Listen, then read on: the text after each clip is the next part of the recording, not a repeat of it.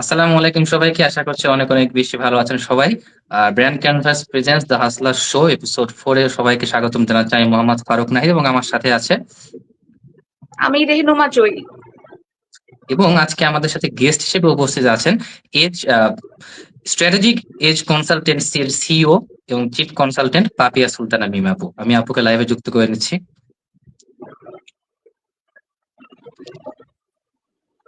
আসসালামু আলাইকুম আপু, কেমন আছেন? ওয়ালাইকুম আসসালাম। আলহামদুলিল্লাহ ভালো আছি। আচ্ছা আপু, প্রথমে জানতে চাই যে কি নিয়ে ব্যস্ততা চলছে এখন? শুরু করার আগে ব্র্যান্ড ক্যানভাসকে অনেক অনেক থ্যাঙ্কস আমাকে ইনভাইট করার জন্য। সো এখন কি নিয়ে ব্যস্ত আছি বলাটা ডিফিকাল্ট, বিকজ আমি অলরেডি একটা জব করছি, সাথে আমার এই বিজনেসটা ট্রেনিং এন্ড কনসালটেন্সি এবং হোস্টিং করা হচ্ছে। অনেক কিছু নিয়ে মোটামুটি ব্যস্ত সময়ই পার করছি। জি, থ্যাংক ইউ। আচ্ছা। আমি প্রথমেই জানতে চাই আপু, আপনার এজেন্সিটা এটা কনসালটেন্সি নিয়ে যে স্ট্র্যাটেজিক এজ কনসালটেন্সির কাজ এবং এটা কিভাবে শুরু হলো এবং এটার পিছনের গল্পটা একটু জানতে চাই, এবং স্ট্র্যাটেজিক এজেন্সি কি নিয়ে কাজ করতে চায় বা ভবিষ্যৎ পরিকল্পনা সবকিছু একবারে একটু বড় করে জানতে চাই ফার্স্টে। থ্যাংক ইউ প্রশ্নটার জন্যই। আপনারা হয়তোবা নামটা শুনেই বুঝতে পারছেন যে এটা আসলে মানে এটার কাজটা কি, কনসালটেন্সি দেয়া। কিন্তু জি, স্ট্র্যাটেজিক এইজ, স্ট্র্যাটেজিক কৌশলগত এইজ হচ্ছে আপনাকে এগিয়ে নেবে। তো এই কনসেপ্টটা আসলে আমার মাথায় তখন এসছে যখন আমি আমার কেরিয়ারটা শুরু করেছি, কিন্তু আমার মনে হচ্ছিল যে আমার কেরিয়ারটা একটা জায়গায় স্টাক হয়ে আছে, আমি সামনে আগাতে পারছি না। আমার জানার অনেক কিছু আছে, কিন্তু আমার কাছে প্রপার গাইডেন্সটা নাই। ঠিক তখনই আমার মাথায় এই এই মানে এই বিজনেসটা নিয়ে আসছে যে আমাদের এরকম অনেকেই আছে যে আমরা জানতে চাই, আমরা শিখতে আগ্রহী, কিন্তু আমরা দিক নির্দেশনাটা জানি না। তো তখন যেহেতু আমি থেকে শিখেছি, আমার মনে হয়েছে এরকম যারা আছে তাদেরকে আমি গাইড করতে পারবো। তো আমার এটার এই প্রতিষ্ঠানের মেইন কাজ হচ্ছে সংগঠন বা ব্যক্তিকে রাইট গাইডলাইন দেয়া, যাতে করে সে এই প্রতিযোগিতায় এগিয়ে থাকতে পারে, এই নিজেকে এগিয়ে নিতে পারে। তো এখানে মূলত আমরা এমপ্লয়ি ডেভেলপমেন্ট, লিডারশিপ এবং সার্ভিস কালচার ডেভেলপমেন্ট নিয়ে কাজ করি। আর এটার লক্ষ্য হচ্ছে আহ, প্রতিষ্ঠানের ভেতরে এমপ্লয়ির মাইন্ডসেট, স্কিল সেট এবং তার বিহেভিয়ারাল গ্রোথ নিয়ে কাজ করে, যাতে করে একটা কর্মী প্রতিষ্ঠানে শুধু মাত্র কাজ করবে সেটা না, একটা অর্গানাইজেশনের ব্র্যান্ড অ্যাম্বাসেডর হয়ে। তো আমি বিলিভ করি, if you grow people, then your business will automatically. Thank you. Thank you so much আপু। আপনার উত্তরের জন্য জয়ের কাছে চলে যাই। আপু, আপনি তো এলএলবি নিয়ে পড়েছেন তাই না? তো হ্যাঁ, আমি জানতে চাচ্ছি যে আপনার এই বিষয়ে কি আগে থেকে পড়ার আগ্রহ কি ছিল? আর মানে থাকলে আপনার এলএলবি জার্নিটা কেমন ছিল? আচ্ছা। আহ, ছোট্ট করে একটু বলে নেই, এলএলবিটা করেছি কিন্তু আমার কেরিয়ারে তখন অনেকটা পথ আমি পেরিয়ে গেছি। তখন মানে আমি আমার গ্রাজুয়েশন কমপ্লিট করে আমি কিন্তু অলরেডি তখন জব করি। সেই মুহূর্তে আমার মনে হয়েছে যে আমি আরো কি ভ্যালু অ্যাড করতে পারি আমার কেরিয়ারে। তো যেহেতু ছোটবেলা থেকে আমার কথা, মানুষের কথা, যুক্তি বা অ্যানালিটিক্যাল ব্যাপারগুলো অনেক ভালো লাগতো, তো তখন আমার মনে হলো যে হ্যাঁ, এলএলবি আমি পড়তে পারি। আর আমি একটু ভয়ও পেতাম, এই আইন, এই বিষয়গুলো সাধারণ মানুষের ওইভাবে আমরা জানি না। তো ফৌজদারি মামলা কি বা দেওয়ানি আদালত, এগুলো না, এগুলো নিয়ে এখনো সবার মধ্যে একটা ভয় ভীতি কাজ করে, জানে না আমরা। তো এইসব কারণেই মেইনলি আমার হচ্ছে এলএলবি জার্নিটা শুরু। তো এলএলবি পড়ার মাধ্যমে আমার মনে হচ্ছে আমি নিজেকে নতুন করে আবিষ্কার করতে পারলাম, এরকম একটা ব্যাপার।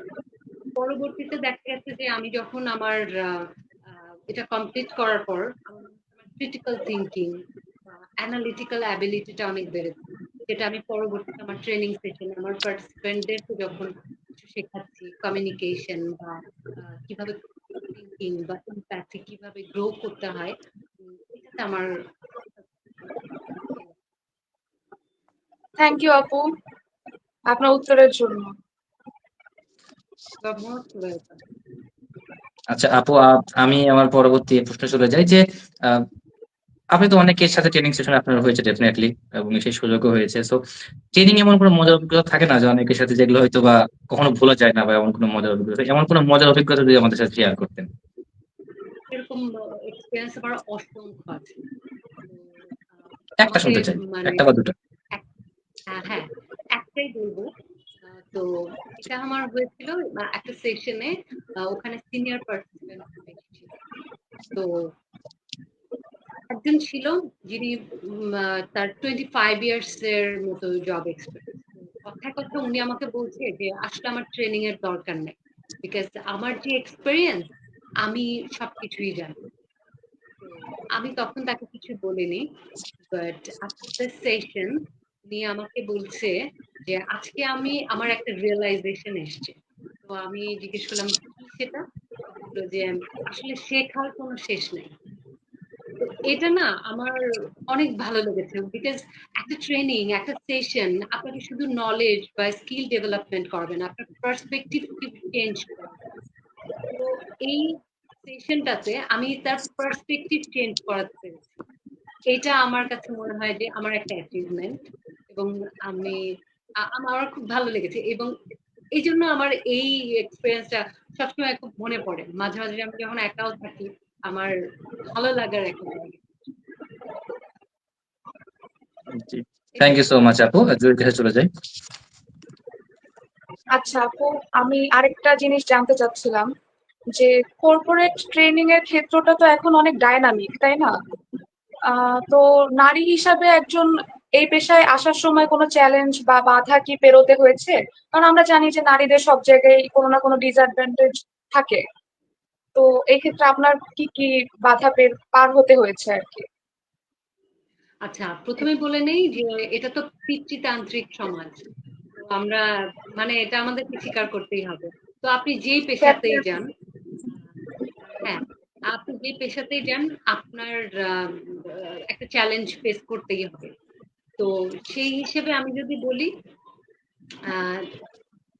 অফকোর্স চ্যালেঞ্জ ফেস করতে হয়েছে, ইনফ্যাক্ট এখনো ফেস করতে হচ্ছে, বিকজ দেখা যাচ্ছে যে ভরসার জায়গাটাকে না এখনো মনে হয় যে আহ, সবাই চিন্তা করে যে একটা ছেলে হলে, একটা ছেলে ট্রেনার উনি হয়তো বা আরো ভালো করে বুঝাতে পারবে একটা বড় গ্রুপে, বা তার সাথে যেহেতু এমপ্লয়ি হিসেবে ছেলেরাই বেশি, তো চিন্তা করে যে এখানে ইন্টারাকশনটা হয়তো বা ভালো হবে।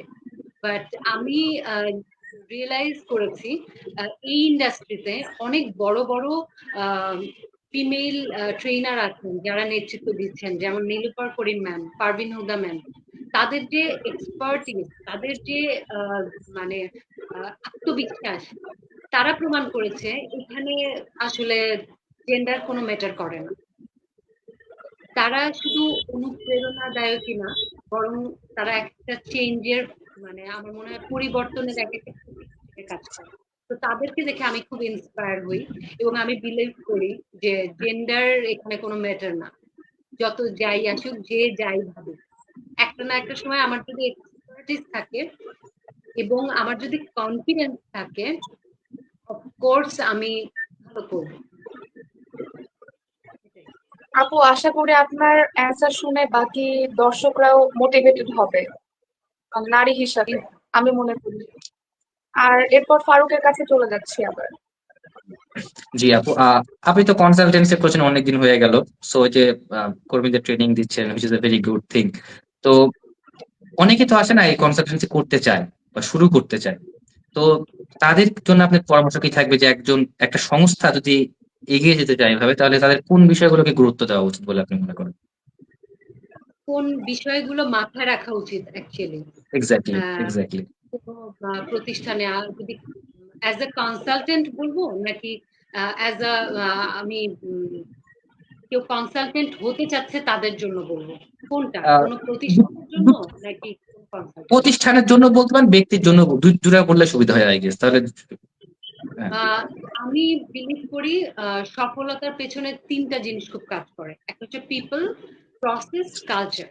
People, right people at the right time at the right place. আমার যেখানে জি, যাকে দরকার সঠিক সময়ে সে আছে কিনা, এটা খুব ইম্পর্টেন্ট। প্রসেস, আমার একটা স্মার্ট, একটা ক্লিয়ার প্রসেস লাগবে যেটা থ্রুতে আমি কাজটা করতে পারবো। আর হচ্ছে কালচার, যেখানে পরস্পরের প্রতি আমার হচ্ছে রেসপেক্টটা থাকবে, মূল্যবোধটা থাকবে। এই জিনিসগুলো আমার আছে কিনা, আই মিন অর্গানাইজেশনাল কালচার যেটা, সেটার অবস্থাটা কি? বিকজ এমন অনেক প্রতিষ্ঠান আছে যাদের প্রোডাক্ট খুব ভালো বা তাদের সার্ভিস খুব ভালো, কিন্তু এই তিনটা জিনিসের ল্যাকিংস এর কারণে তারা এগিয়ে যেতে পারছে না। তো যদি কোনো প্রতিষ্ঠান পার্মানেন্টলি তাদের জায়গাটা ধরে রাখতে চায়, তবে আমি বলবো যে তাদেরকে তাদের প্রোডাক্ট বা সার্ভিসের সাথে সাথে তাদের এই পিপল ম্যানেজমেন্টের টেকনিকটা জানতে হবে হায়ারিং এর সময়। দেন সেই রাইট পিপলটা কি রাইট জায়গাতে আছে কিনা, এবং তাদের প্রসেসটা সম্পর্কে তাদের জানতে হবে, এবং অফকোর্স অর্গানাইজেশনাল কাজ। তো আমার এটা মনে থ্যাংক হয়। ইউ সো জি আপু, থ্যাংক ইউ সো মাচ। যারা নতুন কনসালটেন্সি করতে চান, যে পিপুল, তোমার যে কোনো একটা প্রতিষ্ঠান হোক বা মানুষ হোক, তাদের জন্য আশা করছি আপনার এই পরামর্শগুলো অনেক বেশি কাজে লাগবে। জয়ের কাছে চলে যায় আবারও। হ্যাঁ, আমি আপুর কাছে দুইটা জিনিস জানতে চাচ্ছি, যে লার্নিং এন্ড ডেভেলপমেন্ট সেক্টরে মেয়েদের অংশগ্রহণ আর কি আপনি কতটুকু দেখছেন, এবং নতুন প্রজন্মের মেয়েরা যদি এই পেশায় বা এই সেক্টরে আসতে চায় তাহলে তাদের জন্য আপনার মোটিভেশন বা পরামর্শটা কি হবে? আচ্ছা, এলএনডি সেক্টরে, লার্নিং এন্ড ডেভেলপমেন্ট সেক্টরে মেয়েদেরকে আমি আমি মনে করি মেয়েদের জন্য মানে একদম পারফেক্ট একটা জায়গা। তো যেহেতু লার্নিং এন্ড ডেভেলপমেন্ট বা ট্রেনিং এ আমি মানুষকে শেখাচ্ছি, তো প্রথমেই আমাকে অনেক ওপেন মাইন্ডেড হতে হবে। ফার্স্ট অফ অল হুম হুম। আমার আমার যেন শেখার আগ্রহটা থাকে, আমি যেন আহ, শিখতে পারি। তো আমাকে ওপেন মাইন্ডেড হতে হবে। দেন হচ্ছে আমার আমার নিজের ভয়েস ব্যবহার করা শিখতে হবে, অ্যাসার্টিভ যেটা, যে আমি যেটা বলতে চাচ্ছি সেটা আমি বলতে পারছি কিনা। হ্যাঁ কে মানে হ্যাঁ কে হ্যাঁ, না কে না বলাটা জানতে হবে। দেন হচ্ছে নিজের ক্ষমতাকে, নিজেকে কখনো ছোট না ভাবা, নিজের আহ, যে অ্যাবিলিটি সেটার উপর বিশ্বাস রাখা। তো আমার মনে হয়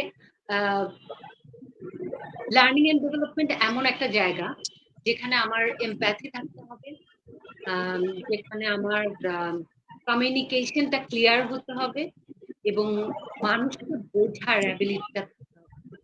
আর আমি বিশ্বাস করি যে মেয়েদের মধ্যে না এই জিনিসগুলো বাই ডিফল্ট থাকে, বাই বর্ন থাকে। থাকে। তো হ্যাঁ, যেহেতু বাই বর্ন থাকে, তো তাদের জন্য আরো সহজ এই সেক্টরটাতে আসা, এই সেক্টরটাতে কাজ করা। আপু, আমিও এটাই বিশ্বাস আমার করি যে মেয়েদের মধ্যে এটা বাই ডিফল্ট থাকে, ন্যাচারালি একটা ইনস্টিংক্ট থাকে মেয়েদের মধ্যে। ঠিকই বলেছেন হ্যাঁ। আপনি। ফারুকের কাছে আচ্ছা, চলে যাই। আচ্ছা আপু, আমি একটু এবার একটা পার্সোনাল কোশ্চেন হতে পারে যে ক্রিটিক্যাল থিঙ্কিং, আপনি ক্রিটিক্যাল থিঙ্কিং নিয়ে বলছিলেন।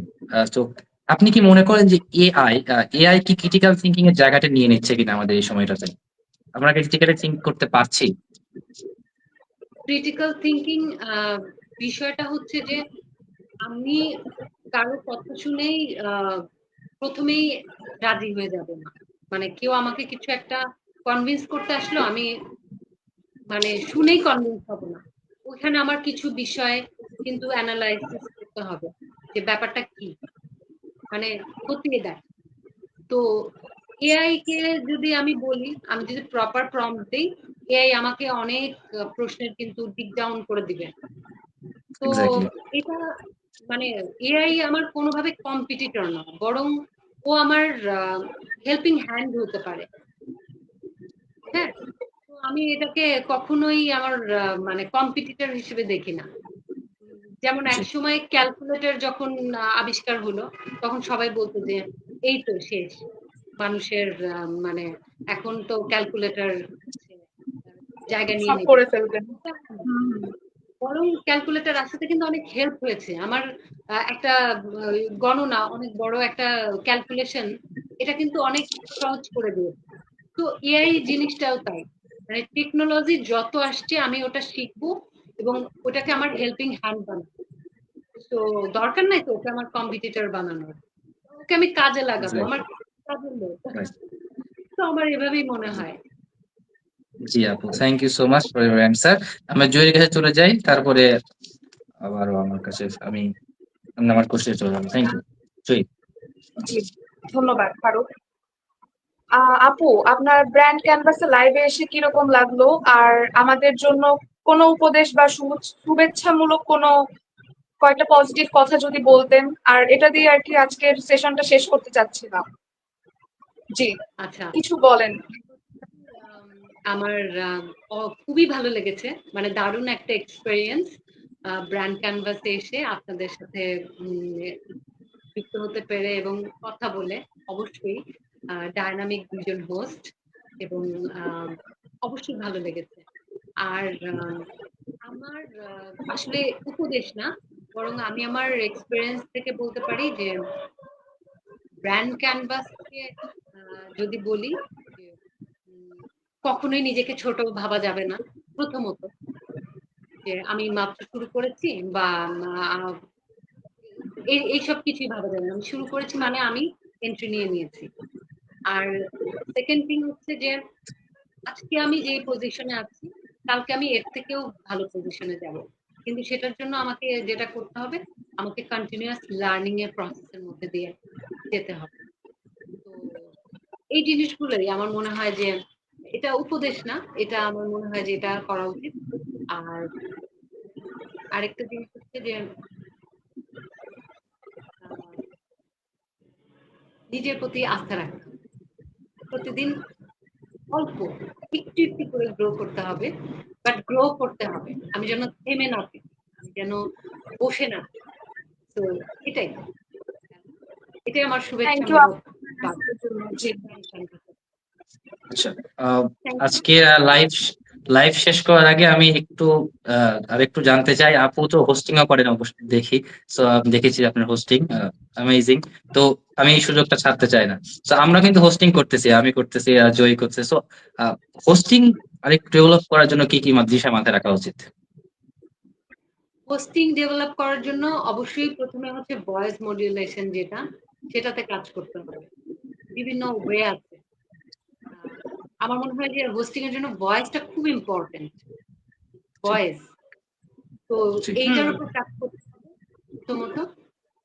তারপর হচ্ছে যাদের হোস্টিং ভালো লাগে তাদেরটা দেখা, অফকোর্স আয়নার সামনে হোক বা ক্যামেরার সামনে হোক প্র্যাকটিস করা, নিজের আহ, মানে রেকর্ড করে দেখ আমার ভয়েসটা কেমন আসছে, আমাকে দেখতে কেমন লাগছে, আমার কোন জায়গাতে আরো একটু জোর দিতে হবে। এই জিনিসগুলো আমার মনে হয় দেখ। আর এই তো যার হোস্টিং ভালো লাগে সেগুলো একটু বারবার দেখা, তাহলে বোঝা যায় যে আহ, কিভাবে আমার শুরু করতে হবে বা কোথায় গিয়ে আমার শেষ করতে হবে, এরকম আর কি ব্যাপার। থ্যাংক ইউ সো মাচ আপু, আমাদের সময় দেওয়ার জন্য। এবং আশা করতেছি যে এই কনসালটেন্সির পাশাপাশি হোস্টিং ও যারা করতে চান তারা কিছুটা টিপস পেয়ে গেছেন এই ফাঁকে। আজকের মতো এখানে শেষ করতে হচ্ছে। এবং আপুকে অনেক ধন্যবাদ যে আমাদের আপনার এই ব্যস্ত সময়ের মাঝে আমাদের কিছুটা সময় দেওয়ার জন্য। এন্ড আজকের মতো এখানে আপনাকেও শেষ করছি। জি। অসংখ্য আমাকে ইনভাইট করার জন্য। এবং আমি জি। দুজন জার্নালিস্ট এবং অনেক জোস দুইজন হোস্টের সাথে আজকে টাইম স্পেন্ড করলাম। ব্র্যান্ড ক্যানভাসকে থ্যাংক ইউ। ধন্যবাদ এবং অনেক অনেক thank you so much thank আপু। ইউ। যারা যারা অডিয়েন্স আমার সাথে যারা এতক্ষণ পর্যন্ত ছিলেন তাদেরকে অসংখ্য ধন্যবাদ জানাই। Brand canvas presents the hustler show episode 5 দেখার আমন্ত্রণ জানিয়ে আজকের মতো এখানে শেষ করছি। সবাইকে শুভরাত্রি। আসসালামু আলাইকুম। আল্লাহ হাফেজ। Thank you.